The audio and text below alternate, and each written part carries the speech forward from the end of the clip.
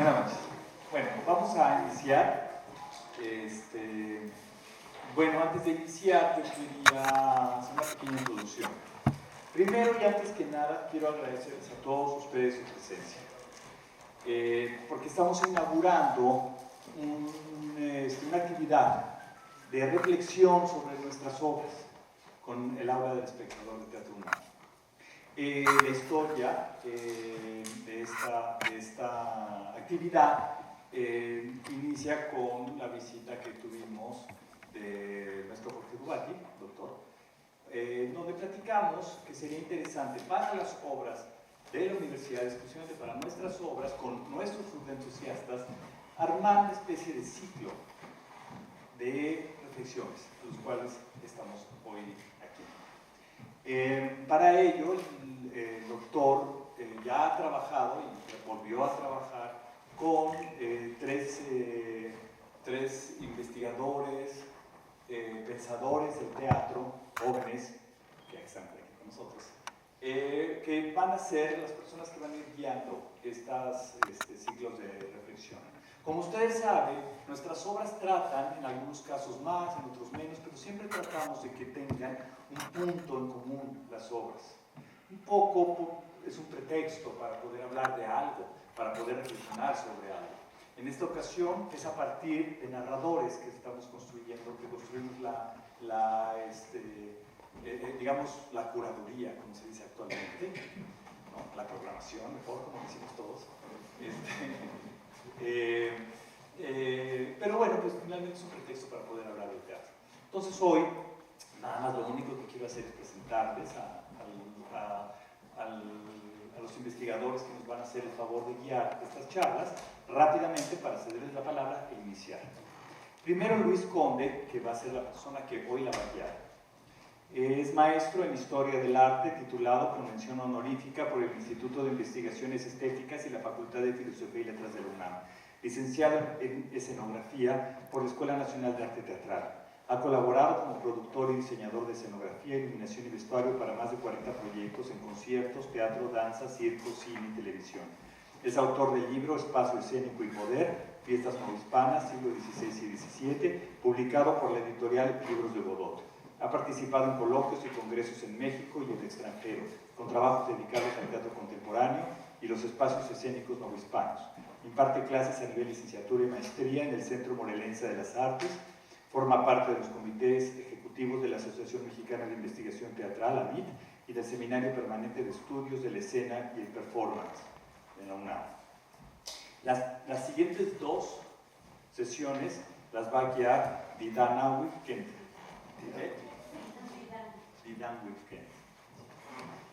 Nacida en 1979, tiene estudios de letras modernas italianas en la Facultad de Filosofía y Letras de la UNAM, maestría en Historia del Arte en el posgrado de la misma institución y candidata a doctor del mismo programa. Actualmente se desempeña como docente en el posgrado de Arte y Diseño de la UNAM. Sus temas de interés han girado en torno a las diversas manifestaciones de las artes escénicas, en particular la ópera, pero también las prácticas artísticas contemporáneas. De manera especial le interesa el desarrollo de los planteamientos teóricos, metodológicos y filosóficos relacionados con dichas artes. Miembro fundador y coordinadora del Seminario Permanente de Estudios de la Escena y el Performance.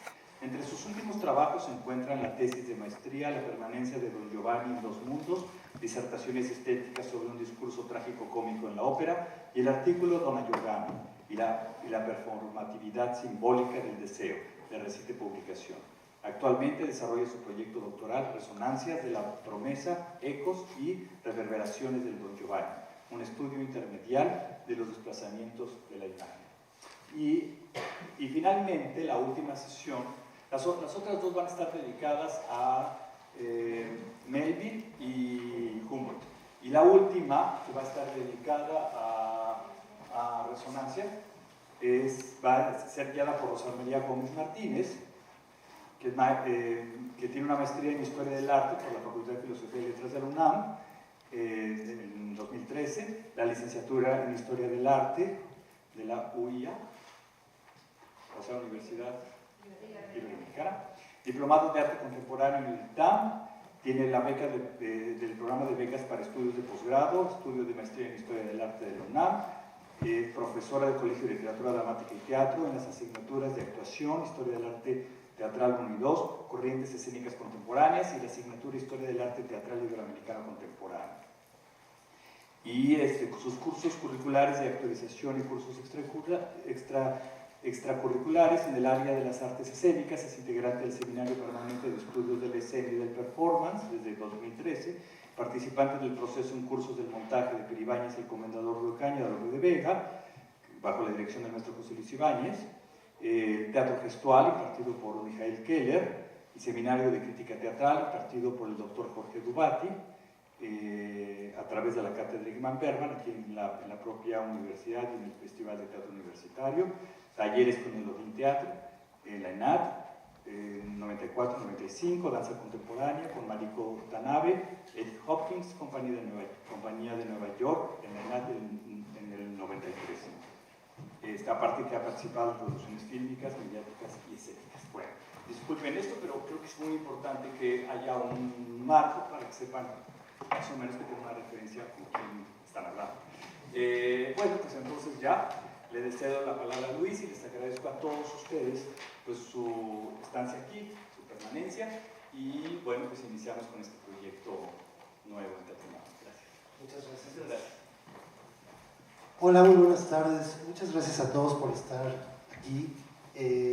Bueno, pues a mis colegas Didangui, Rosa y a mí nos queda agradecer al maestro Enrique Singer, al doctor Dubati, a Elizabeth Solís, a Martín Ventura, a Miguel Ángel Díaz, a Mari Carmen Rodríguez y a todo el equipo de Teatro UNAM por acogernos tan generosamente, también a los compañeros técnicos de la Sala Carlos Chávez.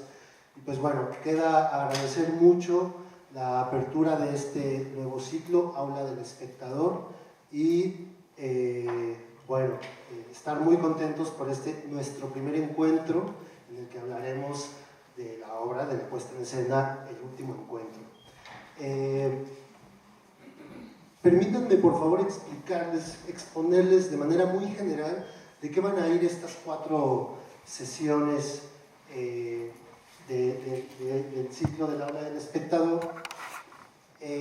Probablemente ustedes ya vieron la dinámica en la página de internet, pero voy a retomar brevemente.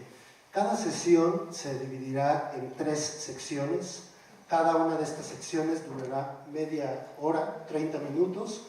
En la primera sección se expondrá a través del coordinador, en este caso yo, algunas ideas, guías generales sobre la puesta en escena en cuestión. Vamos a intentar conectar cuestiones teóricas aplicadas a la praxis. En un segundo momento daremos la bienvenida a nuestros invitados. El día de hoy tenemos como invitados al maestro Raúl Quintanilla, director de la puesta en escena, y al maestro Sergio Kleiner, actor. Una vez que los maestros pasen a las 7:30, vamos a establecer una breve entrevista entre el coordinador y los maestros actores, bueno, el director y actor, y en un tercer momento daremos paso al diálogo entre ustedes, compañeros espectadores, y los hacedores de la puesta en escena a través de la mediación del coordinador. También permítanme exponerles la dinámica interactiva, qué es lo que proponemos con esta aula del espectador, cómo es que proponemos interactuar entre todos nosotros. Los coordinadores nos asumimos amantes del teatro, somos puentes, mediadores, facilitadores entre los hacedores y los espectadores. El doctor Jorge Dubati tiene una bella imagen que es: somos una especie de parteros de ideas. Todos parimos ideas cuando asistimos al teatro. Intentaremos aquí que nazcan estas ideas. A veces, si se puede, les pondremos nombres, las bautizaremos, a veces no. Y sobre todo, las dejaremos crecer con mucha generosidad. El asunto aquí es que todos interactuemos de una manera hospitalaria, generosa, agradable, entre nosotros mismos como con los invitados. Gracias al doctor Jorge Dubati tenemos diferentes dinámicas de interacción y tratamos de evitar ser críticos, verdugos o personas que debatamos para destruir la idea del otro. Intentaremos evitar esas relaciones para construir entendimientos entre unos y otros. Esto es básicamente la dinámica que tomaremos en estas 4 sesiones y pues muy bien, pues vamos a dar paso ahora sí a la primera sección de esta sesión dedicada al último encuentro. Voy a utilizar el pizarrón para apuntar algunas ideas que nos vayan guiando. De entrada ofreceré una especie de índice sobre lo que vamos a ver en esta primera sección. Vamos a abordar como primer punto una revisión general de la anécdota de la obra.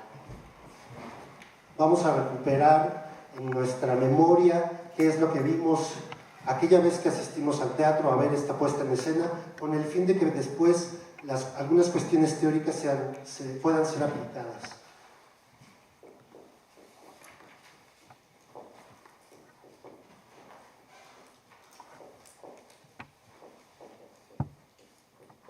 Si no le entiendo a mi letra, por favor, avísenme. Yo estoy consciente que no es muy clara. ¿Se ve muy bien? Ok, gracias. Como segundo punto, vamos a abordar algunas cuestiones sobre el espacio escénico de la puesta en escena. Es que no se ve el color. No se ve. Ah, ok. Charolea. Ah, ok. Yo pensé que eso de clarito era como se ve bonito, ¿no? Así como... Entonces, revisión general de la puesta en escena.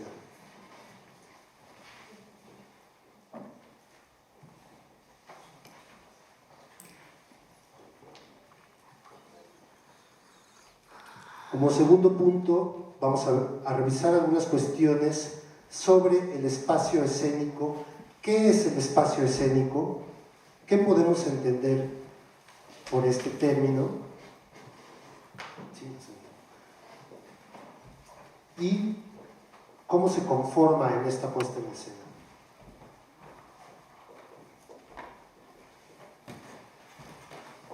Y por último, vamos a revisar algo que cabe totalmente en este ciclo de narradores al teatro, que es las relaciones entre literatura y teatro.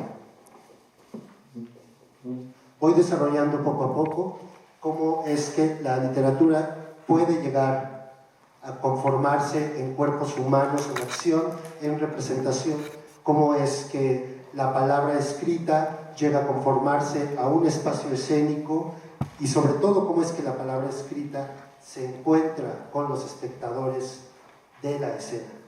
Entonces empecemos por una revisión general de esta puesta en escena. Vamos a obviar un poquito, es la historia de 2 hombres que se encuentran después de 41 años. Uno de ellos, Conrad, se fue en el último encuentro que tuvieron y Henrik, un general acaudalado, adusto, se queda esperándolo todo ese tiempo después de que su esposa murió 8 años después de aquella última vez. Esta anécdota muy general está basada en la novela de Sándor Márai, húngaro, nacido en 1900, quien escribió esta novela en 1942 en Hungría antes de huir del sistema comunista para viajar a Italia y posteriormente a Estados Unidos. Del autor podemos agregar que tiene una cercanía bastante estrecha con el general, con uno de los personajes de la obra, con Henrik, puesto que él también proviene de una familia burguesa, Tuvo una vida cómoda, se puede decir, al menos es lo que cuentan sus biógrafos. Digamos que la única incomodidad que vivió fue la necesidad de estar viajando constantemente por cuestiones de trabajo, de escritura. Él se percibe en la novela, escribió teatro, escribió crónica, escribió relatos, escribió artículos periodísticos. Entonces podemos, bueno, voy a hacer un pequeño anuncio, pueden comprar esta versión en Gandhi, es de fácil acceso económico. Perdón, me fui en mi paréntesis. La estrecha relación entre el autor y su personaje. Se ve que lo entiende muy bien, es por eso que me parece que se sienten la necesidad de acercarse a esos pequeños detalles de la vida de estas personas. Estas personas no tienen problemas de cuestiones económicas o problemas dados por la guerra, sino se preocupan por esos pequeños detalles que pasan dentro de sí. En este caso, en el caso de Henrik, pues el posible engaño de su esposa con su mejor amigo. En la novela les comparto que Henrik y Conrad tienen 75 años, Nini tiene 91 años, Nini llega a la casa de Henrik a los 16 años y desde entonces se vuelve una segunda madre para él. Algo que de pronto en la puesta en escena se nos puede presentar de una manera bastante sutil, ¿no? Henrik y Conrad en la novela son amigos desde los 11 años. Es por eso que me parece importante dar este dato, porque ellos crecen juntos en la escuela militar, descubren todos los aspectos de la vida durante 20 años hasta que Conrad se casa con Cristina y ya después viene lo que nosotros podemos presenciar en la puesta en escena, que es que Conrad se va en una noche. Sabemos también que Henrik, después de estos 41 años, siente la necesidad de esclarecer qué es lo que pasó antes y después de ese último encuentro. ¿Qué estaba pasando en la cabeza de Henrik? ¿Qué estaba pasando en el corazón de Cristina? Aunque puede tener algunos datos de su diario, como podemos recordar, él todavía tiene muchas dudas al respecto.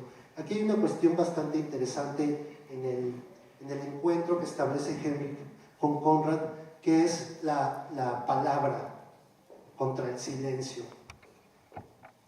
Si recordamos, Henrik tiene grandes monólogos que están maravillosamente conservados desde la novela, en el que expone lo que él cree de la vida y de lo que él cree de la amistad, incluso de la venganza y de la muerte. Esto frente al silencio que de pronto ni siquiera en la novela se llega a explicar de parte de Conrad. Me parece que un pequeño dato que podemos encontrar acerca de estos caracteres es que Henrik es un militar que cree en la verdad. Si recuerdan, él dice, la verdad no tiene que ver necesariamente con los hechos. Y tú estás aquí para que yo pueda entender la verdad. Por su parte, Conrad, aunque fue militar, se retiró y tiene un espíritu más de artista. En la novela hay casi todo un capítulo dedicado a cómo Conrad se fue enamorando poco a poco de la música, también gracias a que Chopin era un familiar cercano. Si ustedes recuerdan, entramos a la sala, Juan Luis de Alarcón, y escuchamos la Fantasía Polonaise de Chopin, que todo el tiempo aluden en la novela. Esta pieza, Conrad la toca con la madre de Henrik cuando son muy jóvenes, y hay incluso una especie de tensión sexual ahí, o más bien erótica, que sucede cuando tocan la madre y Henrik Conrad juntos al piano, a la limón. Maray nos describe cómo es que Conrad Henrik y su padre se quedan expectantes ante esa tensión erótica surgida a partir de esta fantasía polonés de Chopin. A grandes rasgos podemos resumir que en esta obra Sándor Márai intenta establecer una especie de verdad, de necesidad de la verdad a partir de ciertos hechos. Y también ahí surge otra cosa bastante interesante, las cuestiones entre el pasado y el presente. Más allá de un guión, hay una correlación bastante estrecha entre el pasado y el presente. El presente que nosotros vemos en los dos personajes, todo el tiempo está acudiendo al pasado, y el pasado sirve para legitimar el presente, esa decepción ante la vida y esa espera de la muerte que los dos tienen completamente asumida. Pasemos ahora a una cuestión del espacio escénico. Durante mis estudios de maestría estuve trabajando una idea, les pido que me permitan compartirla, acerca de cómo se constituye el espacio escénico en una puesta teatral. Aquí diferencio claramente lo que pueda suceder con un evento cinematográfico, dancístico, o incluso que a través de la radio. Yo uso una imagen que es la de una espiral. Esta espiral parte de un punto que es el cuerpo humano. El cuerpo humano en desempeño, en trabajo, en acción. Pero que no solo se queda en un desempeño, en un mero desempeño, sino que es un desempeño intencionado, con la necesidad de emitir un discurso. Esta necesidad de emitir un discurso se despliega en una serie de tareas que los sujetos participantes de una puesta en escena van desarrollando en el texto, en la escenografía, por supuesto, en el trabajo actoral, y así puede ir creciendo infinitamente o casi infinitamente esta espiral. Solo vamos a hablar del texto, el trabajo actoral, la escenografía y la iluminación en este momento. Esta elipse que me parece que no, esta línea elipsoidal que me parece que no es plana, no tiene una consecución cronológica o lógica, sino que se va desenvolviendo complejamente.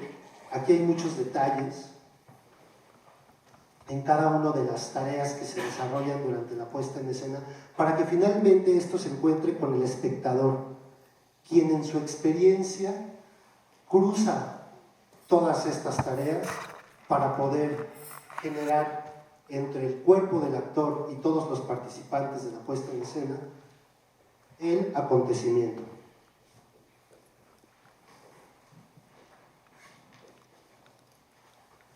Este acontecimiento está imbuido de todas estas experiencias.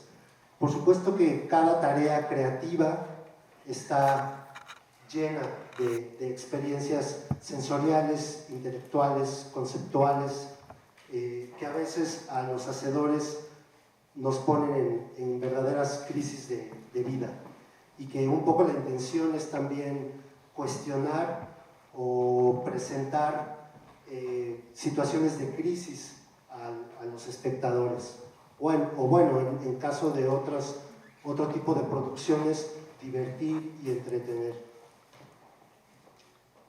Esta es una idea general que tengo del espacio escénico, que ahora me gustaría aplicar rápidamente a la puesta en escena.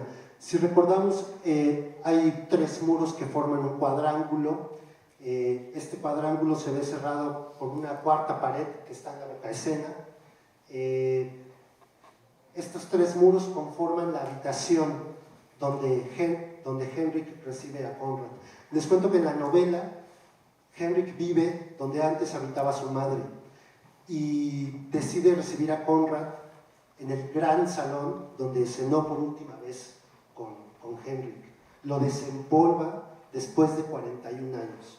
Le pide a Nini que lo deje tal cual estaba. Ese rasgo obsesivo que necesita de recuperar el pasado me parece esencial en la novela. Un poco lo que entiendo que se hace en la puesta en escena es llevar esta situación a la habitación de la madre y después de Conrad, que me parece también bastante interesante porque lo recibe a su invitado en el espacio más íntimo que tiene desde sus pasados, ¿no? Él nació ahí, dice la puesta en escena, y asume que ahí va a morir. Me parece que ahí hay un logro de parte de la propuesta del maestro Quintanilla. Establece una distancia, una diferencia respecto a la novela, pero propone otra cuestión interesante. En este espacio vemos una chimenea, vemos 8 sillas distribuidas estratégicamente para el marcaje escénico de los actores, para los desplazamientos.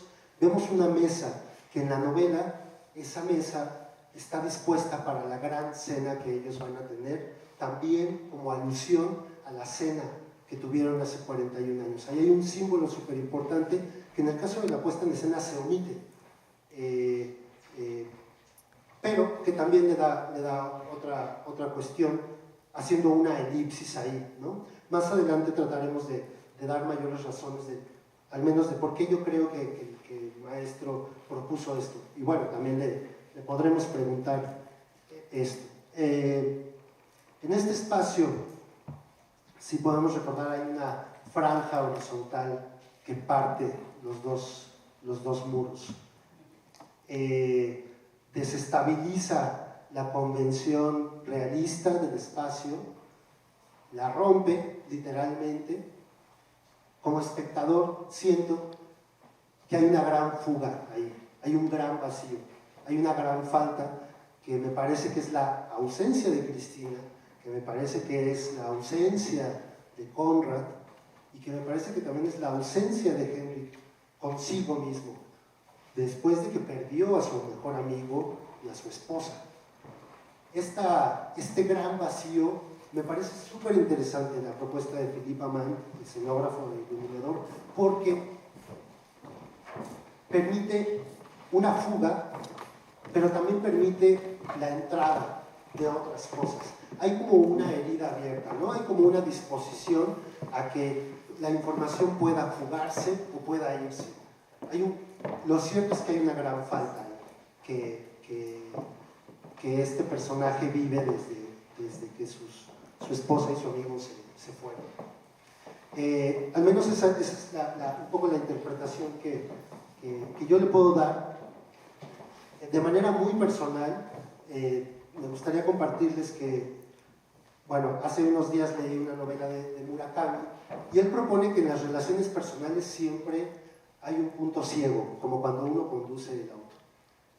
Él dice que en una relación, por más amorosa que sea, nunca se podrá conocer a la persona con la que se está y que uno tiene que aprender a vivir con ese punto ciego y que esos puntos ciegos se llevan siempre que uno se está moviendo, como cuando uno conduce. Entonces, conectándolo con esta obra, me parece que ahí hay un gran punto ciego por todo lo que significa este vacío, que él lleva a su habitación, a su lugar más íntimo, más personal, y que convive con él, y que de alguna manera compensa con la decisión final de reponer el cuadro de su esposa muerta, cuando le pide a Nini que vuelva a colocarlo en este gran vacío que está presente todo el tiempo arriba de la chimenea. Me gustaría hablar también de las cuestiones de iluminación que me parece bastante interesante cómo se elaboró este discurso. Yo veo dos líneas. Una que es consecuente con las necesidades realistas que pide la obra. A través de la iluminación se nos da el dato también de cómo va transcurriendo el día. cómo va sucediendo la luz, que también por supuesto acompaña la situación de los personajes, cosa que es consecuente también con la novela. Bueno, la novela empieza con una madrugada anterior, con la madrugada antes de recibir a Conrad, y termina, ¿no?, en la noche. Otra línea que veo en la iluminación es este discurso fotográfico o incluso cinematográfico, que se aplica como una convención para determinar o para apoyar lo que está sucediendo entre los dos personajes. Al principio vemos cómo se presentan los dos personajes. Conrad está vestido de militar, Henrik está vestido con su traje de gala, a diferencia de la novela donde es al revés. Después vemos cómo Conrad entra vestido de otra manera, completamente de blanco, como un traje de viaje, me parece. Hay otro momento que me parece bastante interesante de la iluminación, que es donde ellos se quedan viendo de un extremo a otro del escenario y se establece una franja entre sus miradas. Me parece que es un discurso totalmente cinematográfico. El maestro Alejandro Luna, gran iluminador y escenógrafo mexicano, hablaba de la iluminación en el teatro en analogía como con la cámara en el cine. La iluminación nos va guiando en los focos en los que el director requiere de la atención del público, a través de las intensidades, a través de la luminosidad de las lámparas, a través de los colores, de los filtros que se ponen en cada luminaria. En ese sentido me parece que es bastante complejo el trabajo que hace Philippe Amand, bastante interesante por supuesto en esta puesta en escena. También podemos recordar cómo es que esta luz entra, hay una cuestión técnica ahí, cómo entra por las ventanas, pero nunca entra por este gran vacío negro. Eludir ese muro, ese vacío, y hacer al mismo tiempo que entre, no es cosa fácil. Ahí hay una valoración técnica. Eso en cuestión de la iluminación. Otro factor ahí que de pronto puede pasar desapercibido es la cantidad de vino, de bebidas alcohólicas que se consumen a lo largo de la puesta en escena, ¿no? Que bueno, sabemos que los actores no consumen ese alcohol, es una convención, pero que desde la novela está establecido este orden tan interesante. Primero es coñac, después es agua, después es un vino que Marais especifica el tipo de reserva que van consumiendo poco a poco, y con qué acompañan en la cena. Yo conté 8 tipos de bebidas distintas en la puesta en escena, y se me fue la cuenta, pero tengo el dato, no lo recuerdo, qué cantidad de bebidas consumen en la novela. Ahí me parece que hay un rasgo bastante interesante, sí cultural, pero también que va acompañando esos diferentes momentos de la plática, del encuentro. ¿En qué momento tomo agua? ¿En qué momento tomo coñac? ¿Para qué uso el vino? ¿Y qué tipo de vino? Que también me parece que se muestra de una manera bastante interesante en la puesta en escena, y que adelanto un poco, me gustaría de pronto, si da tiempo, preguntarle al maestro Quintanilla si es que tiene esto una significación mayor, ¿no? O a lo mejor es un viaje mío nada más.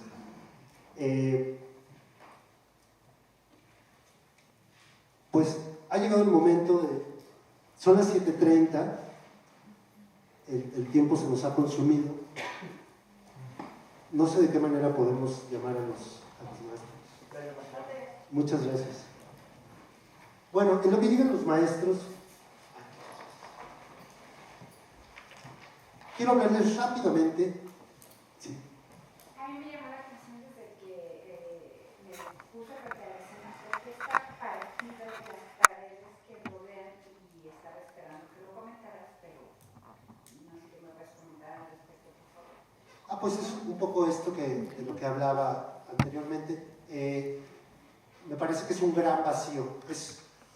No quisiera acudir a la palabra, al término ilustración, más bien me parece que es una gran alusión al vacío que tiene Henrik después de la ausencia de su amigo y de su esposa. Es este vacío, esta falta, esta ausencia, este hueco, esta fuga, que bueno, será importante también preguntárselo al director de la puesta en escena. Ya ven, ok. Creo que este punto entre literatura y teatro lo voy a poner en un par de preguntas para que no se quede en el aire y aprovechemos el tema. Bueno, por favor, démosle la bienvenida al maestro Sergio Claudio.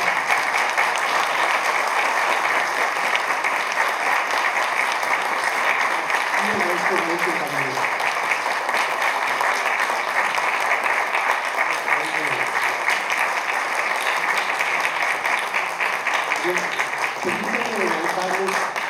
Les adelanto rápidamente, el maestro Raúl Quintanilla se disculpa porque se tendrá que ir a las 8, pero bueno, 8 y cuarto, perfecto, lo aprovecharemos al máximo en esta sesión de preguntas y respuestas.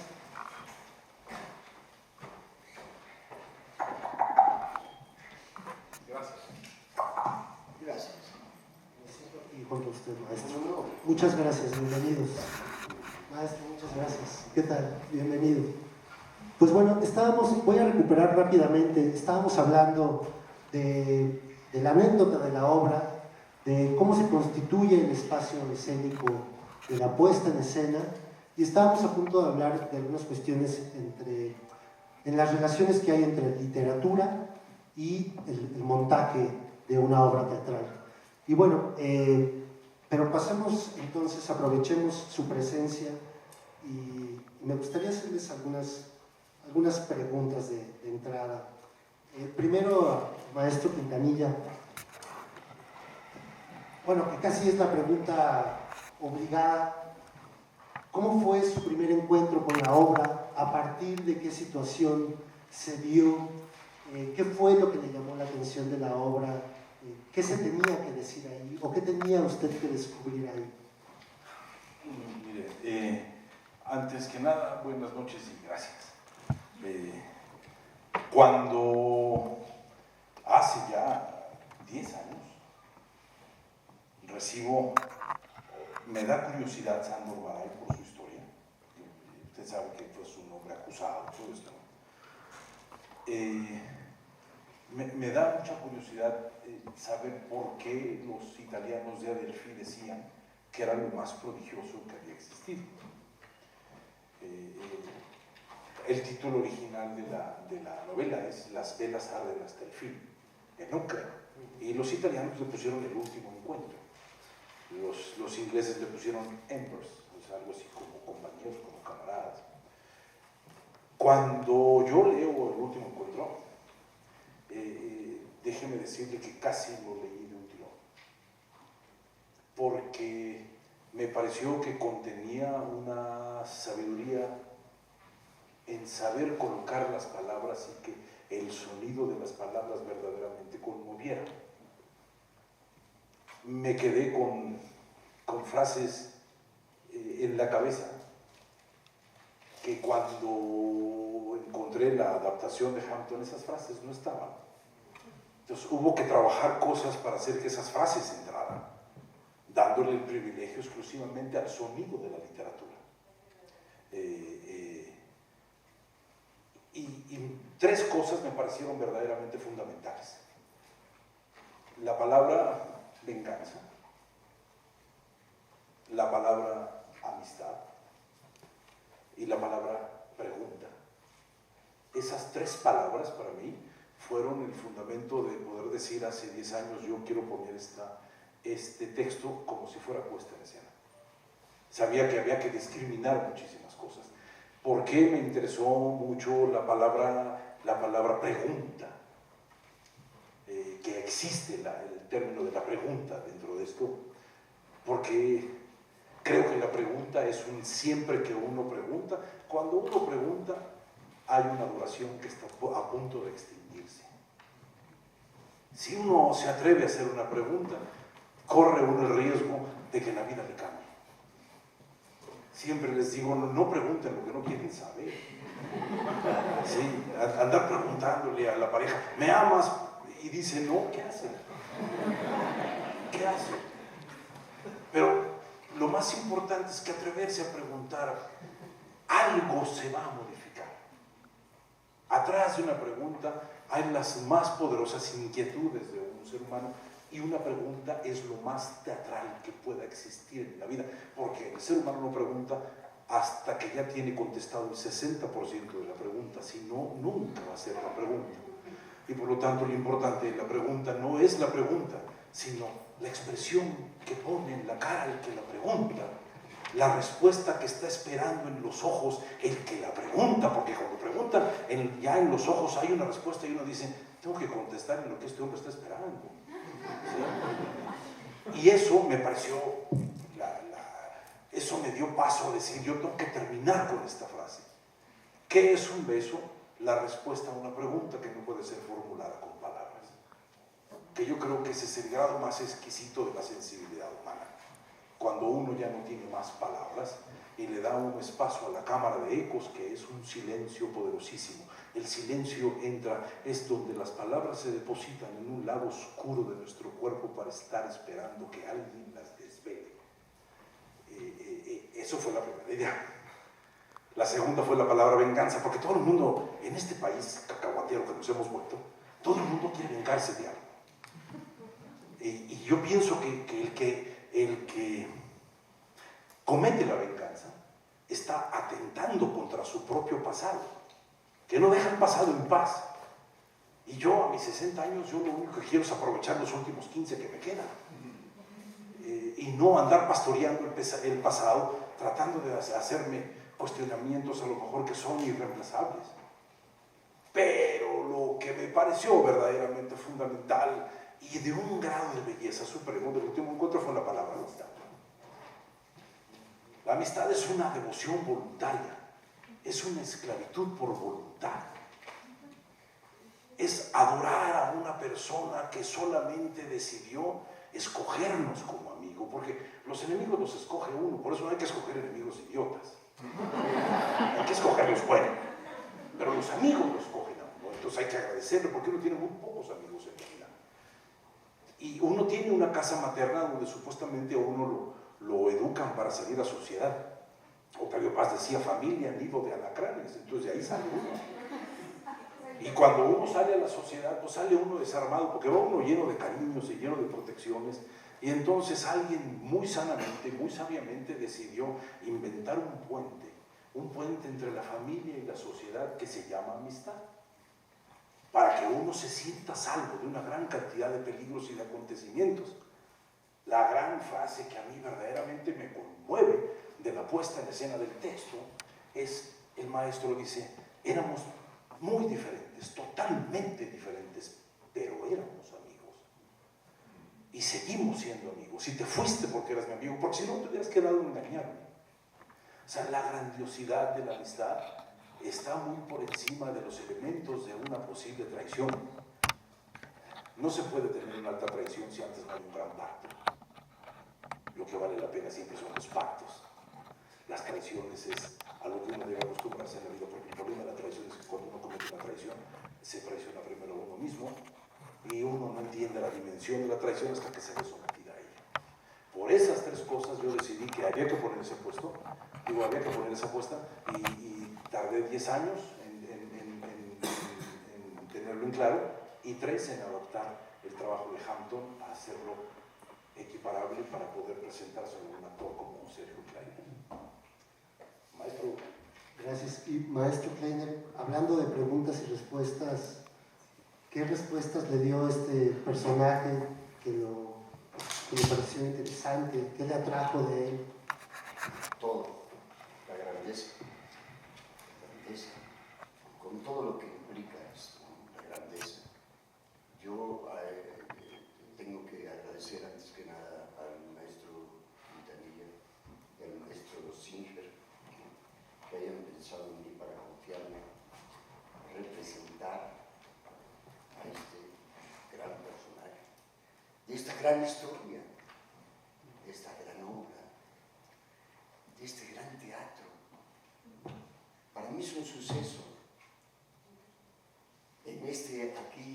hora de mi vida después de 68 años dedicado al aprendizaje del arte escénico. Tengo que evaluar esto que estoy viviendo. No me gusta mucho hablar del teatro, me gusta hacerlo. Pero respecto al personaje, ¿por qué es grande el personaje? Porque tiene una gama de emociones y de sentimientos, de intenciones, que es, ¿cómo te diré? Es como encontrarte con un bagaje de inmensa riqueza dramática, ¿no? Por un lado, tienes a favor la dirección del maestro Quintanilla, ¿no? Sus inteligentes conceptos sobre la obra, las pautas que te da, para además permitirte armar, no llenarte de la carne y de la sangre de ese género y caminar solo el camino, caminar solo el camino. Y la labor que está haciendo la universidad, yo también la quiero destacar. Yo también quiero destacar que se acabe con la falacia, porque es una falacia, ¿verdad? Que el teatro es para una élite nada más que puede pagar 700 pesos el boleto. No es cierto. El teatro es para el pueblo, el teatro es del pueblo, ¿no? Y la labor que está haciendo el maestro Singer, estos jueves de 30 pesos, bendito sea, ¿no? Yo como hombre de teatro se lo agradezco, maestro, no sé dónde está el maestro Singer. Yo les pido un aplauso también.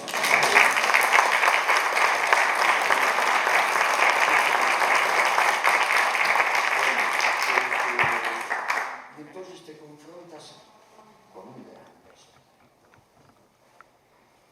Y de repente comienzas a sentir que sí hay un arte escénico.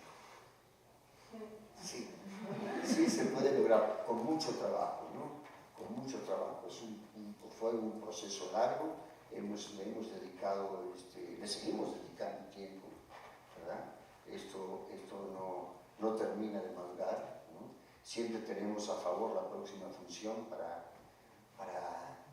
lograr, no sé, más verdad, para lograr acercarnos más a la concepción del director, a lo que quiere transmitir el dramaturgo, ¿no?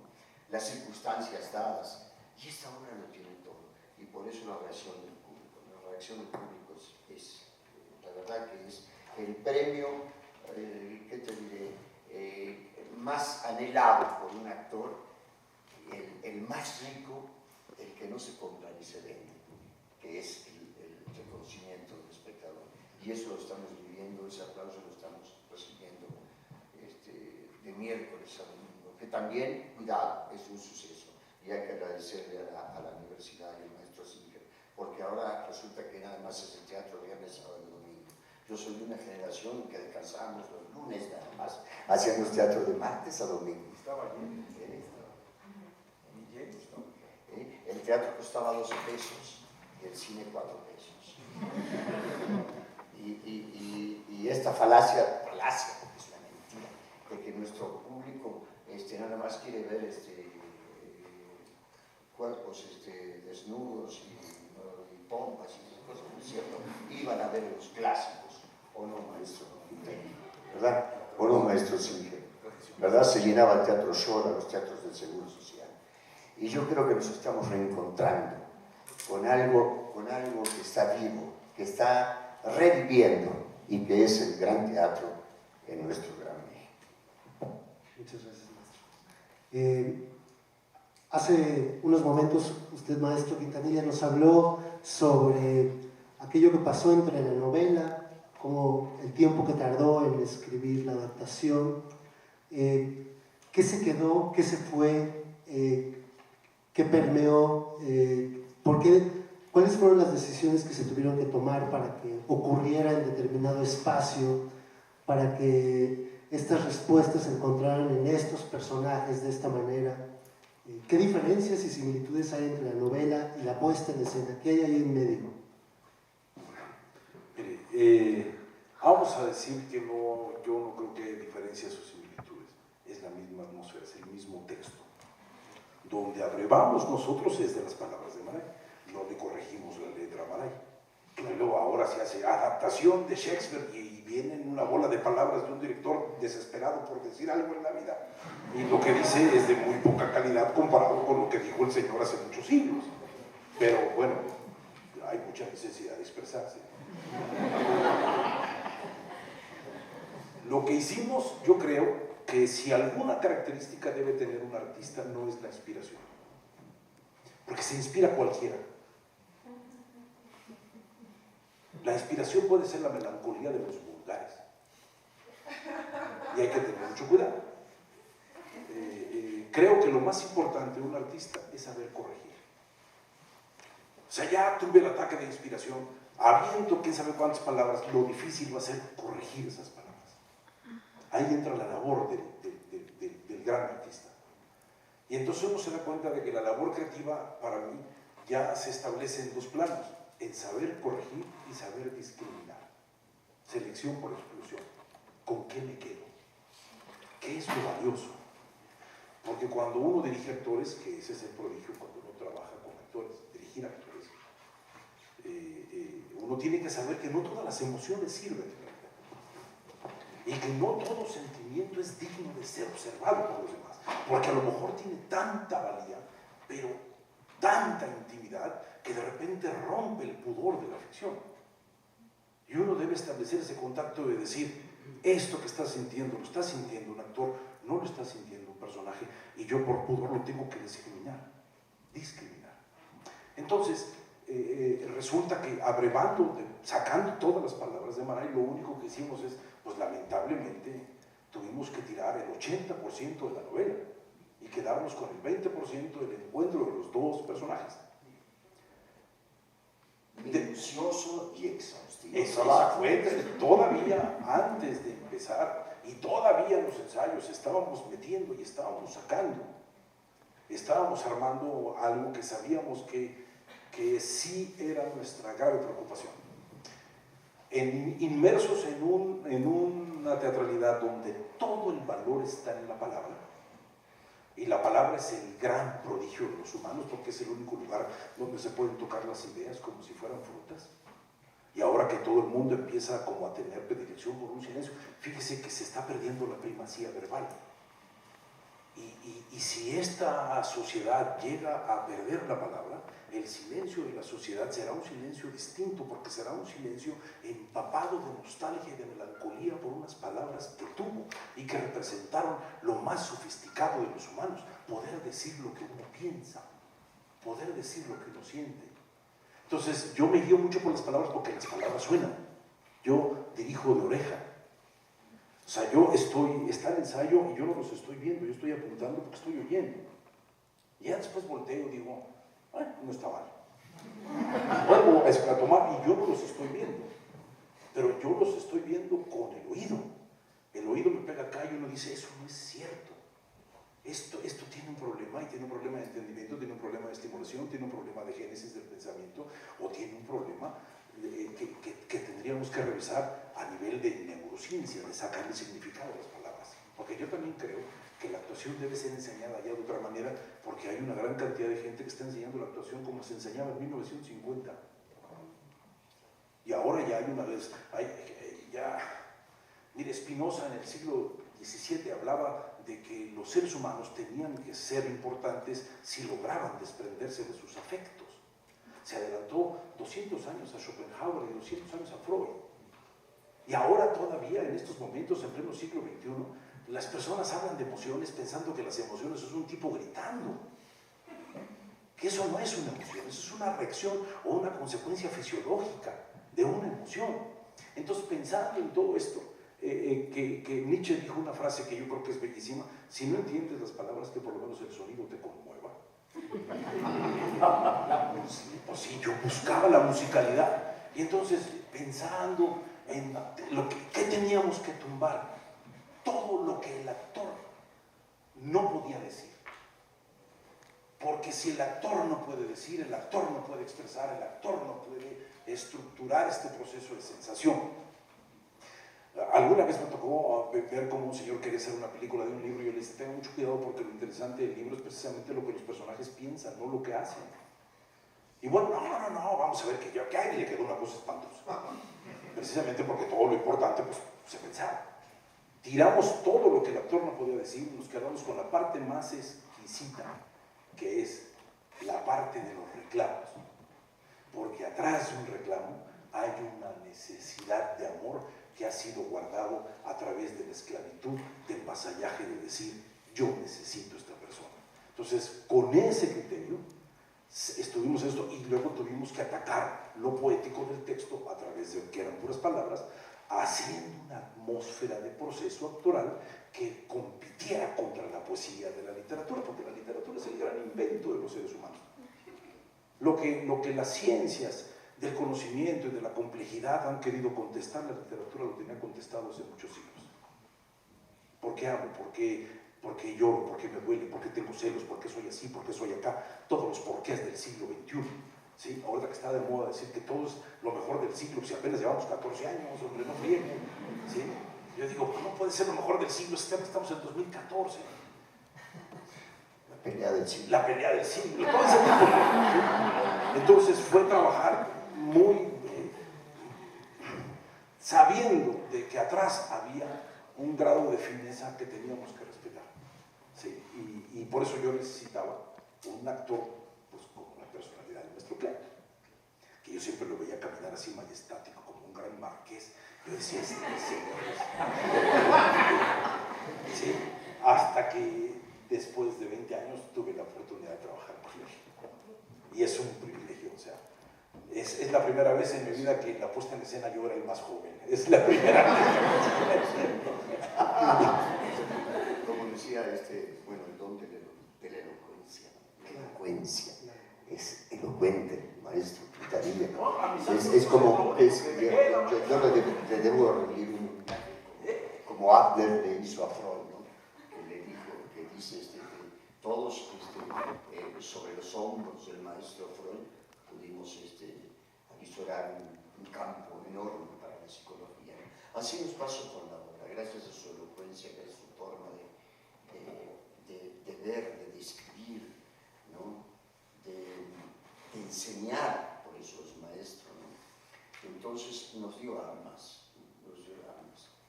y uno se arma gustosamente, ¿no? Hasta que llega un momento en que dice, también, gracias, bye. Y ahí estás, ¿no? Y le roban al maestro, le roban a uno la puesta en escena y uno se queda ahí nada más bien. Ya no tengo. Y uno dice, ya no me hacen caso. Pues pero no, de todo lo contrario. Un verdadero agasajo fue co-creativo, porque el teatro es co-creativo. Y hablando de eso, justo maestro, en este tejido de palabras y elementos múltiples que conforman la puesta en escena, ¿cómo fue su trabajo con el espacio, con momentos muy particulares de iluminación, con el vestuario? Estuvimos trabajando un promedio de 5 o 6 horas diarias en un lugar determinado por el maestro Quintanilla con las mismas medidas que teníamos en el foro. Nos explicó el tipo de iluminación que íbamos a tener, nos explicó el tipo de escenografía que íbamos a tener, y entonces así estuvimos ensayando más de 2 meses, ¿verdad? Realmente desde una parte de diciembre ensayando, analizando todo lo que significaba el festín de la literatura, y luego enero, febrero, marzo, y estrenamos creo que en abril. Así es. Y así es como llegamos, ¿no? Al momento en que Henry dice, que estás aquí para revelar la verdad y responder a mis preguntas. Y cuando le dice cuáles son sus preguntas, dice, bueno, mira, ¿sabes qué? No me interesan tus respuestas, porque ya las conozco. Me decían estas preguntas, ¿no? Es de una riqueza el texto, es de una variación, de unos sentimientos encontrados, sustentado todo con estos valores. ¿Qué más podemos? Fíjate, se habla de la amistad como uno de los sentimientos más nobles que puedan aquilatar los seres humanos. Se habla de la traición, se habla de la venganza, pero la amistad es tan fuerte, que aún a pesar de la traición, ¿verdad? ¿Sí? Aún a pesar del amor propio, ¿verdad? La amistad no muere, a tal grado que en un momento dado Henry dice, inclusive aquel día de la cacería en que intentaste matarme, nuestra amistad estuvo más viva que nunca. Yo no sé si ustedes han visto la obra. ¿Sí? Sí, todos se supone que todos la han visto, la gran mayoría. Sí. Tengo dos dudas particulares, maestro Quintanilla. Una, en los dos momentos en los que acudí a función, a la puesta en escena, escuché algunas reflexiones acerca de esto que en el programa de Mano se encuentra como diseño bioexpresivo. Cuéntenos un poco de qué va esto y de qué manera influye en el trabajo actoral. Mire, a mí nunca me dio por las drogas en mi vida, ¿no? Eso fue una gran ventaja, que nunca me dio por las drogas. Y yo le decía a mi amigo y hermano Marco Antonio Silva, sácate las babuchas, pues ahora sí que te metiste, carajo, para darme este título de diseño bioexpresivo. Después de 2 o 3 ironías que nos soltamos mutuamente, porque nos conocemos hace muchos años, yo le había dicho algo a Marco Antonio cuando le dije a Marco desde julio del año pasado, dije, existe la posibilidad que el maestro Zúñiga me dé la posibilidad de poner esto, porque yo soy un humilde director de escena que hace cola, ¿sí? Y yo pues ahí voy a ver cuándo tengo la oportunidad y dirijo. No dirijo mucho porque solamente dirijo lo que me gusta. Eso sí es una regla. Si está raro, ¿no? Como que me guste a mí y yo pueda decir cosas, lo hago. O sea, decidí tener trabajo y hacer otras cosas para no vivir del teatro, sino vivir para la puesta en escena que yo estaba haciendo. Inclusive Marco y yo siempre nos hemos peleado porque yo le dije a él cuando éramos compañeros de teatro, dijo, esto no es posible, hombre. Le pagan a uno 6 pesos y se lo pagan a uno 4 meses después y de malas. Eso lo hablamos en 1982. Y yo le dije una cosa y él se enojó. Le dije, yo no voy a vivir de esto. Yo no voy a cobrar. Yo voy a hacer todo por gusto. Y desde hace como 30 años, todo el sueldo que yo pueda recibir como director, que no es mucho, lo pongo para la puesta en escena. O sea, yo no cobro como director, me doy ese gusto. Mi pobre esposa le digo, vamos a hacer una obra y me dice, ¿y ahora cuánto vamos a perder? Pues como tanto.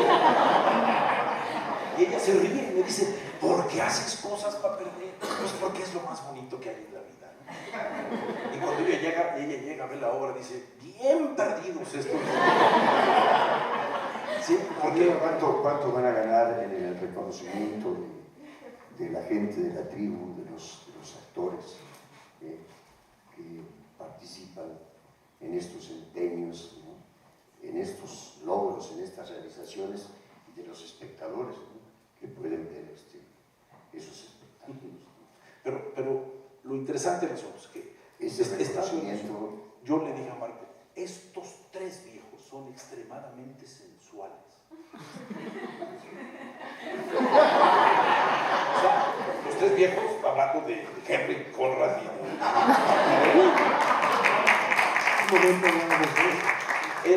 son 3 seres extremadamente sensuales. Una sensualidad, crean, la sensualidad no tiene que ver con lo sexual. Lo sexual en la vida es la identidad, la capacidad de racionalización, la toma de decisiones, el encuentro con el futuro, la capacidad de poder descartar cosas. Eso es el papel de la sexualidad en el humano. que los seres humanos confunden con la genitalidad. La genitalidad es un ejercicio de seducción. Pero la sexualidad, el entendimiento del plano sexual, es lo que hacen los roles masculinos, femeninos, da las diferencias genéricas y da las posibilidades emocionales. Si usted va a ver muchas obras de teatro, usted se va a dar cuenta de que las mujeres y los hombres sienten igual. ¿Por qué? Porque el director no está viendo la diferencia entre una emoción masculina y una emoción femenina. Y hay que saberlo observar y saberlo ver. Yo vi estos personajes y dije, estos personajes son extremadamente sensuales. Mientras más pasan los años, más aflora la sensualidad de un ser humano. Porque el recurso, mire, yo tengo 60 años, el señor tiene 57, y fuimos educados de una manera que los autos nos decían, cállate, no te muevas, no tires la sopa. 57 años tratando de memorizar el texto. Y así nos trataban, cállate, no hables, no digas, respeta a tus mayores, cállate, o sea, éramos una generación con un cuerpo paralizado. Nuestros riesgos eran verbales. Por lo tanto, el peligro que tiene un joven cuando se acerca a nosotros es que va a escuchar cosas espantosas, porque decimos lo que se nos da la gana, ¿sí me explico? Y como la ironía es el lenguaje no trágico, pues decimos barbaridades a decir basta, y tenemos tal vez un gran sentido del humor que es sumamente sensual. Y esta sensualidad la estábamos trabajando. Y yo lo que le dije a Marco es, tu labor es que veas todo gesto que está de sobra. Porque si estoy viendo acá, tú fíjate en el otro, en Pastor. Fíjate, porque lo hicimos con Julián Pastor, todo el proceso de ensayos, que yo tengo que rendirle un homenaje heroico ahorita que voy a decir. Ese fenómeno de ver el gesto, de ver la génesis de un gesto y la reacción de un cuerpo que tiene que ver con lo que se llama expresividad, ¿sí? Le puso a él el término bio porque es la expresividad vital, y por eso salió ese nombrezazo que nadie entiende y que todo el mundo se burla, ¿sí? Ja, ja, ja, ja, ja, ja, ja, ja, porque así es el mexicano, ja, ja, ja, ja, ja, ja. O sea, patean, ja, ja, ja, ja, ja. Ven caerse una señora del camión, ja, ja, ja, ja, ja. O sea, todo lo están solucionando con una carcajada que ya es una mueca. Pero por eso trabajamos esta cuestión y trabajamos mucho la sexualidad. Y solamente quiero decir una cosa, conforme íbamos trabajando y trabajábamos verdaderamente como animales, porque trabajamos mucho para nuestro gusto. El éxito es trabajo, trabajo, trabajo disfrazado de suerte. Nada más. Cuando estábamos trabajando, yo cada vez sentía más raro Julián Pastor. Lo sentía raro, lo sentía melancólico, lo sentía meditabundo, lo sentía extraño. Y el ojo que tengo relacionado con las enfermedades me dijo, este hombre está enfermo. Pero en relación a sí mismo, no al personaje. No, en relación a sí mismo. Así es, así es. Y entonces el maestro, de una gran personalidad, fuerte, imponente, grande, y con fama de colérico, ¿sí? Yo me di cuenta de que empezaba a transformarse. Llega el estreno, y un día antes del estreno, estaba yo hablando con él y noté que estaba haciendo esfuerzo por no dormirse. Y le dije yo, váyase a descansar, y luego me dice, mañana, de verdad, ¿qué tiene? El señor llegó a un estreno absolutamente enfermo.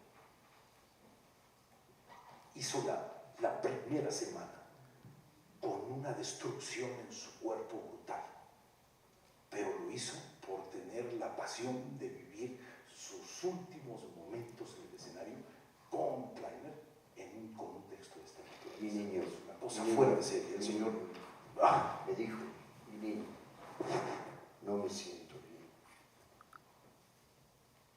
No me siento bien. Lo tienes que saber. Y sé discreto, que no se entere el maestro Quintanilla. Eso es un homenaje que estoy rindiendo a esta dignidad del ser humano, que es Juliancito Pastor. Bueno, la próxima semana, no, 3 o 4 días después, ya ustedes se enteró, maestro, y yo, cuando... No lo quería preocupar, no lo quería pero preocupar. era muy Quería bien. estar. Él quería estar. Quería cumplir. Quería darse el último lujo, el único lujo, el último. Porque porque yo creo que a determinado momento uno dice, esto está muy extraño.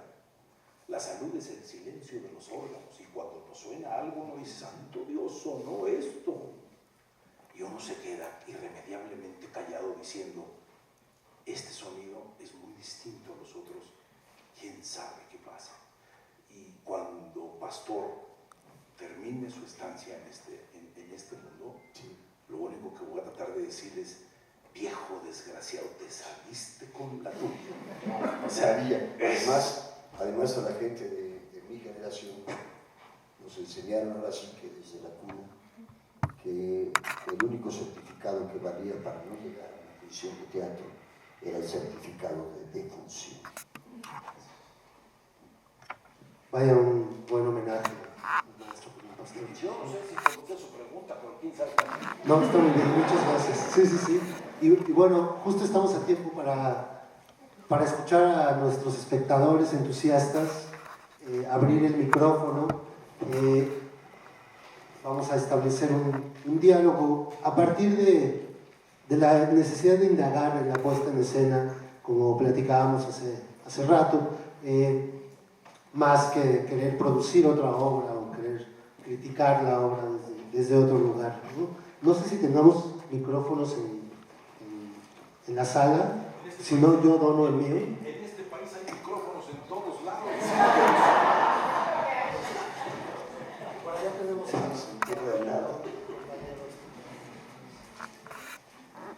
Gracias. Bueno, felicidades por el montaje, por la interpretación, la dirección.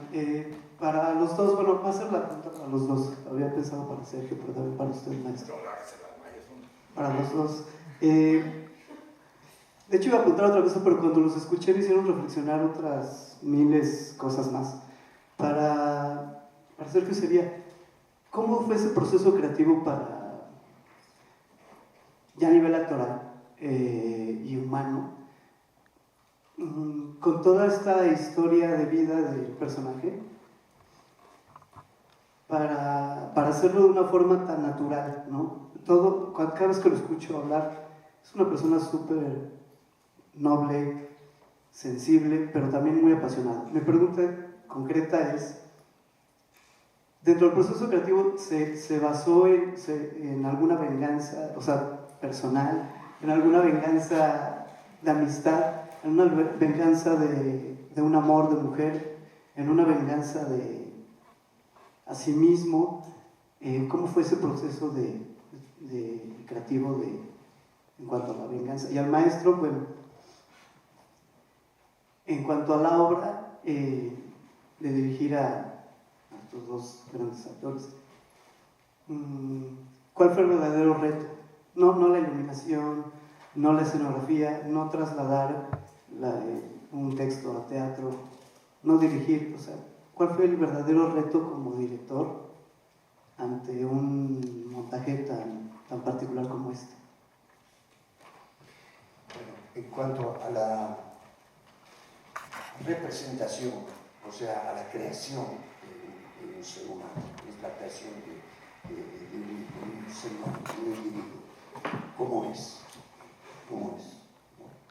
Hay que estar muy enterado, hay que buscar esta historia de este personaje, ¿no? Si es posible, como el antes, para llegar a este después o a este presente, ¿no? Entonces, a veces son buenas las regresiones personales, ¿sí? Es vivencias, ¿no? Que dice, a ver, yo que pasé por esto, este sentimiento lo tengo que recuperar para recrearlo, pero en este caso no, fíjate, en este caso no. En este caso fue el panorama que nos da primero el maestro de la historia.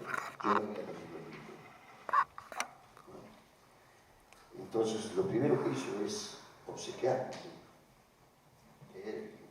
después hablar de los personajes, hablar de la época, ¿no? Hablar de la monarquía austrohúngara, ¿no? Hablar de la relación de amistad que hay entre estos dos personajes Y entonces te confrontas con las palabras. Sí, las palabras. No dejan de ser un texto dramático. Cuidado. ¿De dónde? ¿Cómo surgen esas palabras? ¿De qué sentimiento, verdad, alimentan estas palabras, o este comportamiento, o esta forma de ser, o esta forma de expresar, de sentir, de afrontar esta situación? Y así poco a poco, te vas llenando, ¿no? Te vas llenando de esa otra vida que es el personaje que te toca representar, ¿sí? Y eso es lo que intentas finalmente. Entonces, por eso yo emparento mucho la creatividad en el trabajo escénico. Emparento al actor con el artista. Yo creo que el artista es el que tiene esa capacidad de dejar de ser para intentar convertirse en ese otro ser que es el personaje.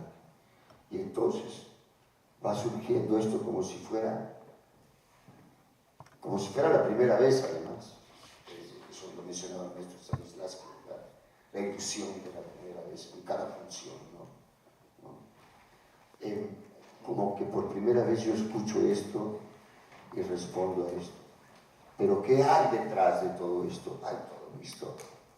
Y esa es la historia que tienes que armar como un gran rompecabezas, pero un gran rompecabezas que también corresponde a la sensibilidad, a las emociones, ¿no?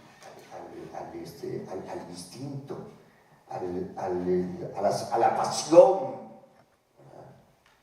A la inteligencia, a la duda, ¿no? Al dolor. Y finalmente es como un parto, ¿no? Nos faltó a nosotros como 6 meses, porque según el maestro Stanislavski, para llegar a este alumbramiento se necesitaban 9 meses de ensayo.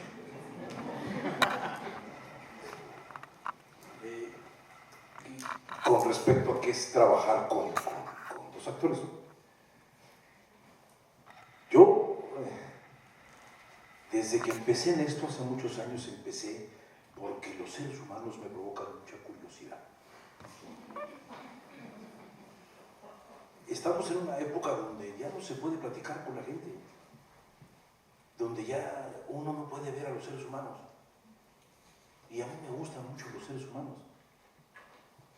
Pero si ahora veo a un joven en un parque y le digo, joven, ¿cómo le va? Se va a levantar y se ve este viejo es joto y se va. Porque la relación está prohibida. Ya no lo dejan a uno platicar con todo el mundo, ya no lo dejan a uno ver a una persona así. Porque lo acusan a uno de sexual harassment y no sé cuántas cosas. Y más un señor de mi edad. Como los seres humanos me dan una enorme curiosidad, yo decidí que tenía que buscar una rama en mi vida que me ayudara a entender por qué los humanos de alguna manera se preguntan cosas y a partir de cómo se responden las cosas, qué consecuencias tienen con las respuestas que dan ellos a sus preguntas. Cuando yo empiezo un proceso actoral, llego con una infinidad enorme de preguntas, lo cual no quiere decir que yo esté perdido. Yo creo que todo director debe siempre llegar estudiado al triple de cualquier actor, porque los actores compiten contra uno. Si un director se enfrenta, los actores se dan cuenta de que es bruto, aquello es un desbarajuste, porque aquellos son otra bola de brutos. Y entonces aquello es una orgía de inmadurez. Todo el mundo queriendo probar quién es más inteligente que quién. Yo siempre les recomiendo a actores que van a trabajar con una actriz muy conocida. Yo siempre les digo, estudien más porque esa señora le da por sentirse el personaje. Estudien mucho, siempre vayan un paso adelante de ella, si no se los va a comer. Porque creo que lo más interesante del actor es que él entra a un escenario a dejarse lastimar de manera voluntaria. Eso es totalmente contradictorio. Si a mí me preguntaron, ¿y usted por qué le gusta a este director?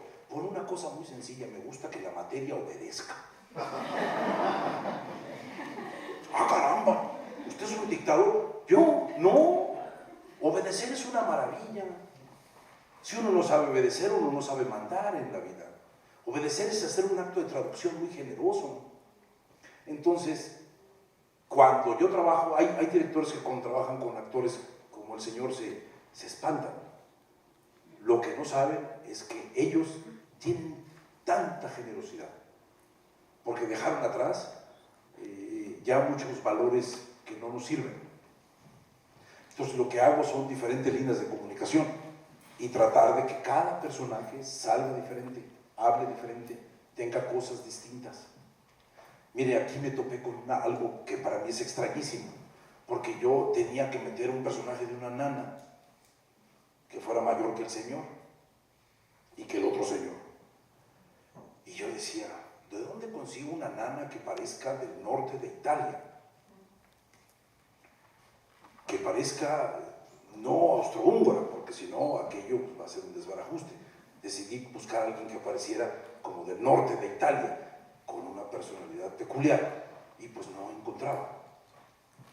Hasta que un día agarré, decidí hacer un acto totalmente freudiano en homenaje al maestro, y fui y le dije a mi madre, madre, ¿quieres actuar? Mi madre es una mujer, ella se dedica, es políglota, habla 9 idiomas, ha viajado por todo el mundo, pero lo que menos ha hecho es actuar. Pero actúa en su vida porque es una vieja muy vanidosa. Entonces ella me dijo, ¿yo actuar? ¿Sí? Digo, sí, quiero que actúes. Me dijo, está bueno. ¿Cuándo empezamos? En enero. Me parece perfecto. A los 83 años, hacer una cosa nueva es de una brillantez, sin el más mínimo elemento de temor, sin el más mínimo sentido de sentirse insignificante al lado de los señores. Y ahí me di cuenta siempre, yo digo, cualquier ser humano puede actuar si tiene 3 características. Si es sensible, en cuanto a que entienda las palabras del otro. Si es generoso, en cuanto a si escucha las palabras del otro. Y si tiene el valor de echarse un viaje hacia adentro del mismo a través del ejercicio maravilloso que es el exilio interior, que significa entrar a una ficción. Entonces, créanme que lo más difícil siempre me pasa 3 meses antes. Cuando tengo actores enfrente, creo que todos somos lo suficientemente vanidosos para demostrar que esto nos encanta. Y aquello es un espectáculo de narcisismo brutal durante 3 meses, pero por fortuna yo digo que es narcisismo positivo, de ese que construye, porque el director que no construya no es director. Yo creo que eso es la labor y sobre todo trabajé con ellos. O sea, yo cuando llamo a Kleiner no pido que venga Kleiner para luego decirle, pero quiero que actúe como Enrique Singer, pues entonces ¿para qué lo llamaste a él? O sea, hay que llamar a él porque yo quiero esa personalidad, porque quiero esa manera de hablar, porque quiero esa manera majestática de ser. Y le explico la situación que quiero y cómo reaccione, pero necesito su personalidad. Si no, lo estoy desaprovechando. Muchos actores me dicen, levanta la mano, no, aquí bájala, no, es que hay que unificar estilo, no, eso es uniformar estilo. El estilo es que todos piensen de la misma manera sobre el mismo conflicto y tengan todos una idea precisa de qué significa ese proceso de expresividad. Entonces, eso a mí me ayuda mucho. Este par de fregados, yo les lo regañaba porque entraban siempre desconcentrados. Se la pasaban chacoteando y platicaban, vamos, y tardaban 10 minutos en concentrarse. Y yo les eché un rollazo un día sobre la concentración preambular y les dije de cosas. Y al día siguiente al maestro Kleiner le salió un poquito de sangre y entonces ya le pusimos, o a Pastor, entonces le pusimos ahí un algodoncito y el maestro Kleiner le dijo, eso te pasa por la concentración preambular. Hijos de su madre. O sea, yo decía, estos se parecen unos chiquitos, pues no, simplemente estaban gozando o algo. Y el colmo fue cuando regañé a Pastor y me dijo él, no se preocupe maestro, el teatro es mágico. No, trabaje viejo huevón, que no tenemos tiempo. Pero eso fueron nuestras características. Al fin de cuentas, cuando las personas valen, se da un acto muy amoroso y de mucha generosidad. Y generosidad quiere decir el que es capaz de engendrar. Nosotros engendramos esto. Hay una anécdota maravillosa, maestro, en cuanto a la mi nana es la otra, mi nana es la otra. Hay un momento en que yo digo, en que dice el personaje, no el personaje, dice, esta noche, gracias a Nini, pasó algo sumamente importante. Ella me dijo que Cristina preguntó por mí desde su lecho de muerte. Hace 2 semanas, mi querido maestro, tu madre, y esto es un homenaje, de un actor a una actriz, cuidado, a una actriz que debuta a los 83 años. Me dice, maestro Claudius, sí, Martita querida, no sé cómo decirte, pero mire, yo siento que cuando usted dice lo de Nini, el público va a pensar que a lo mejor es una sirvienta o no sé qué cosa. ¿No le podría agregar algo para que la identifiquen más con usted? Ay, Martita, pues, a ver, déjame pensar, voy a ver. Y le enmendamos la plana, le agregamos ahí una frase al gran dramaturgo. Esta noche, Nini, ¿te acuerdas de Nini, verdad? Mi nana, Nini. Y él dice, gracias, maestro. No, mire, de repente llego yo y mi madre me dice, tengo un problema, ¿qué te pasa, madre? No aparezco en la foto en un programa de mano. Ya cállate la boca y ponte a trabajar. Ya, o sea, ya haciéndome reclamo. Yo digo, eso me pasa por meterte. Cállate la boca y trabaja. O sea, no puede ser. ¿Sí? Y me dice, no, ¿qué le dices? Date cuenta nada más de que por algo no me pusiste. Y luego la señora me dice, ¿qué fue lo más interesante de trabajar juntos? Lo más interesante fue lo terrible que fue verte 3 meses diario. Eso no estaba bien. Le digo, maestro Singer, le digo a Michelle, su asistente, le digo, ¿pero a quién se le ocurrió poner estas fotos en el programa? Lo único que falta es que salgan los dos dando sin beso, porque ya están dando la mano. ¿Y qué es esto? Una pregunta más. No tenía nada que ver con la sinceridad. ¿Quién fue? Ahí ella estaba antes. Perdón. ¿Dónde? Ella tenía la cinta de la primera fila. Ella. Usted no había levantado la mano.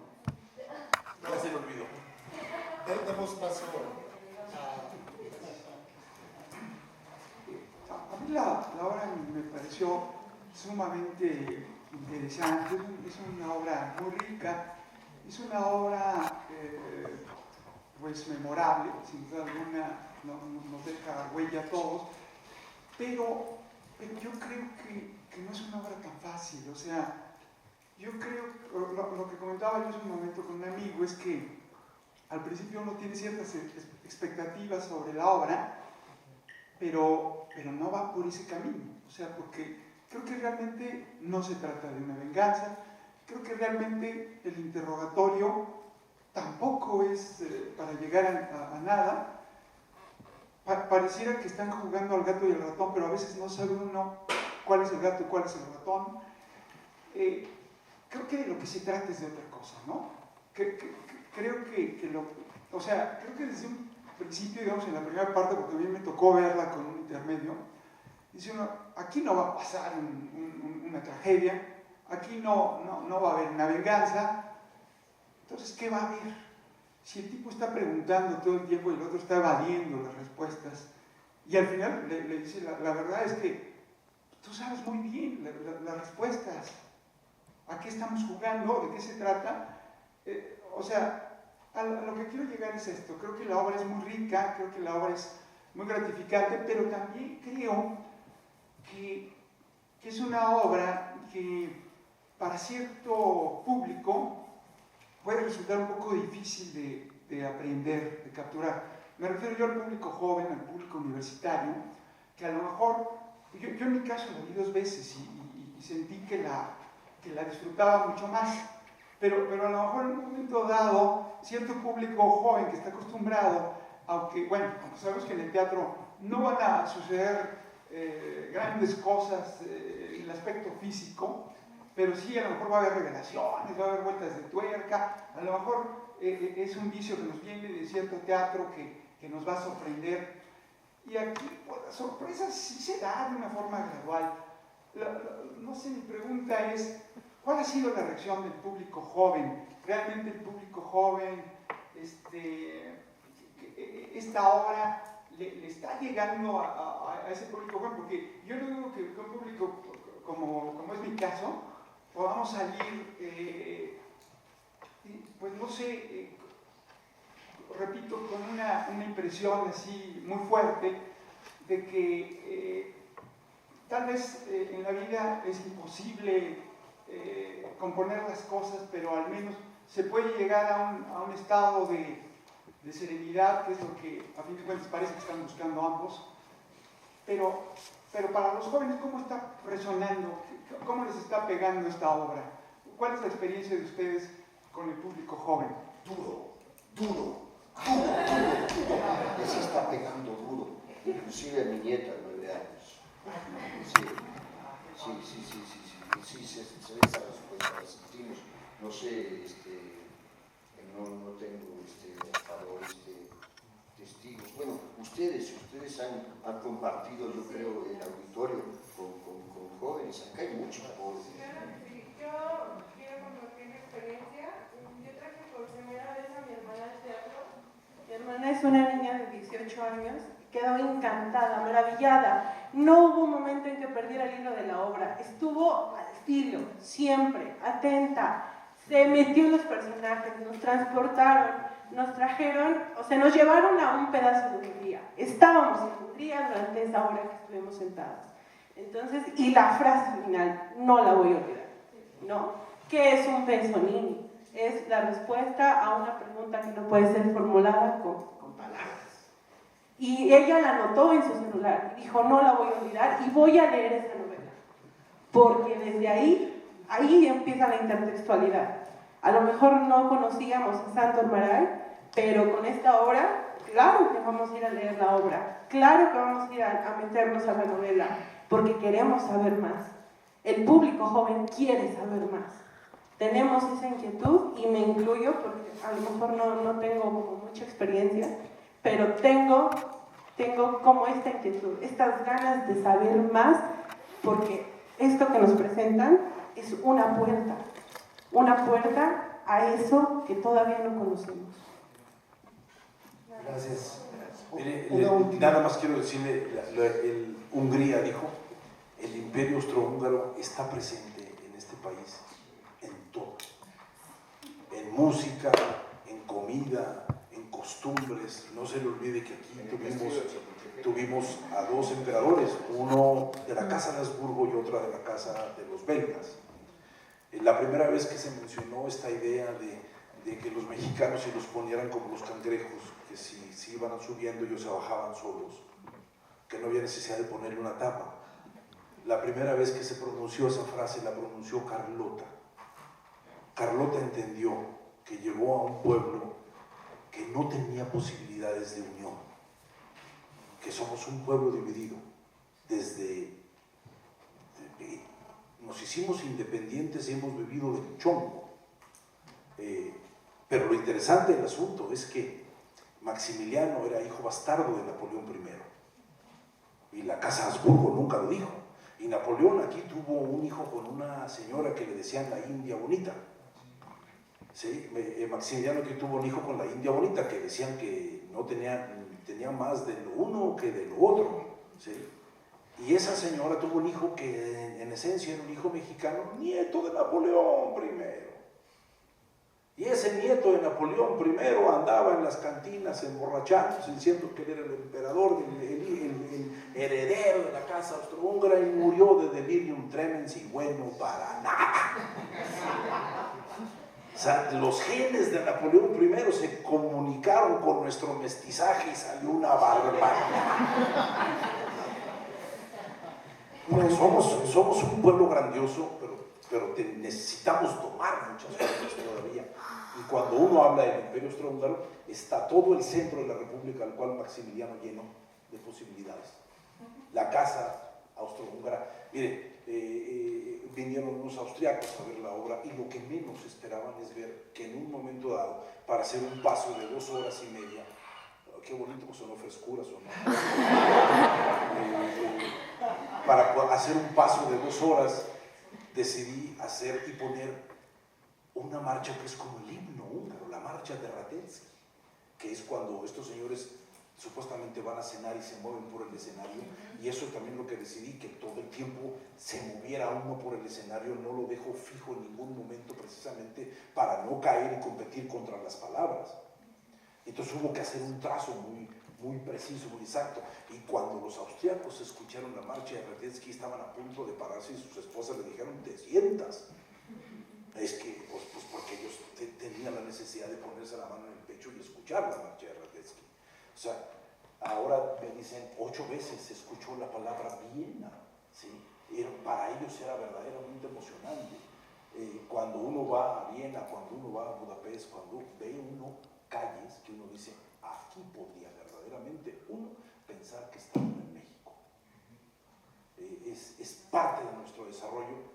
Siempre pensamos que los mundos son distintos. Cada vez debemos entender que los seres humanos somos más parecidos. Somos muy similares. Y eso para mí, cuando usted dice lo de Hungría, sí, los austriacos estos, y llegaron unos húngaros y dijeron, así era la casa de mi abuela. O sea, todo lo pensamos, nada más que no contaban con la cosa esta de que le pusimos una franja a la mitad, porque para nosotros el tiempo se había partido. ¿Sí? Y con esa partida del tiempo logramos hacer un espacio que rompiera las leyes del set. ¿Sí? O sea, que no fueran esas cosas.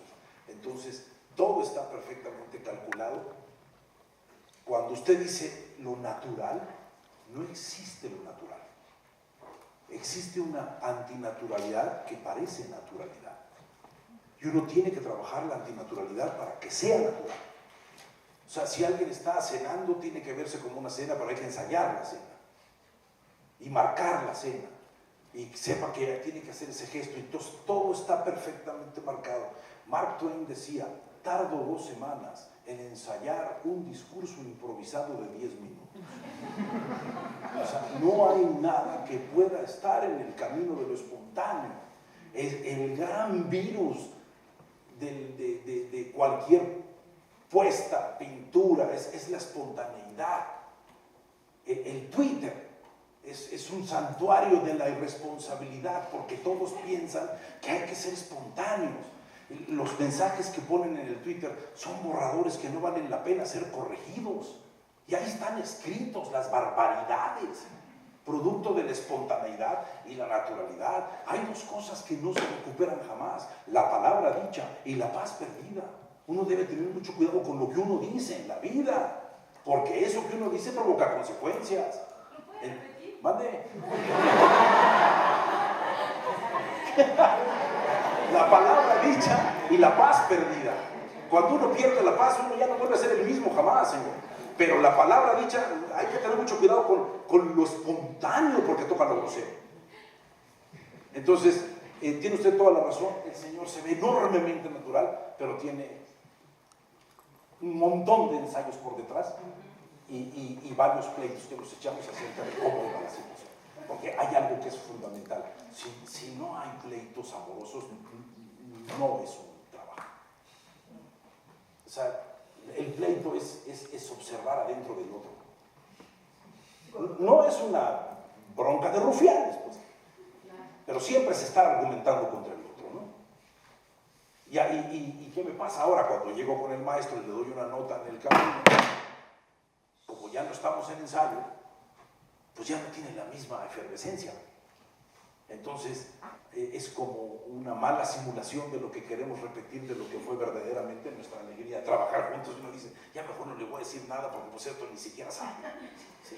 Llegar a darle una nota, pero todavía él generosamente me escucha y dice, bueno, entonces voy a probar esto. ¿Sí? No hay nada natural.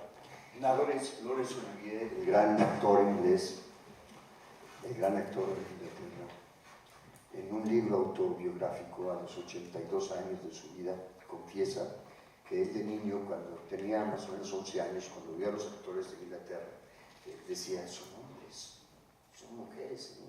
Escenario, esto es muy fácil. Yo quiero ser actor, porque pues, son hombres y mujeres. Y confiesa que a los 80 y tantos años de su vida sigue buscando esa naturalidad, tratando de encontrar esa naturalidad de esos actores naturales que vio cuando tenía 11 años. Yo quiero, por último, quisiera así reiterar mi gratitud al maestro Singer por la formidable labor que está haciendo en la UNAM a favor del arte teatral. Y a mi querido maestro Quintanilla por haber cristalizado su sueño de lograr esta puesta en escena y haber pensado en mí para protagonizar. Y a ustedes, sobre todo a ustedes, gracias a ustedes, porque todo lo que nosotros hacemos es para ustedes, porque sin ustedes el teatro no tendría razón de ser. Gracias a todos ustedes. Muchas gracias a los maestros José Clemente y Raúl Quintanilla. Muchas gracias a ustedes. Terminamos con esta primera sesión, con este primer encuentro sobre el último encuentro. Y nos vemos el próximo martes a las 7 de la noche con Melvin en Mazatlán. Estará coordinando mi colega Didan Weekend.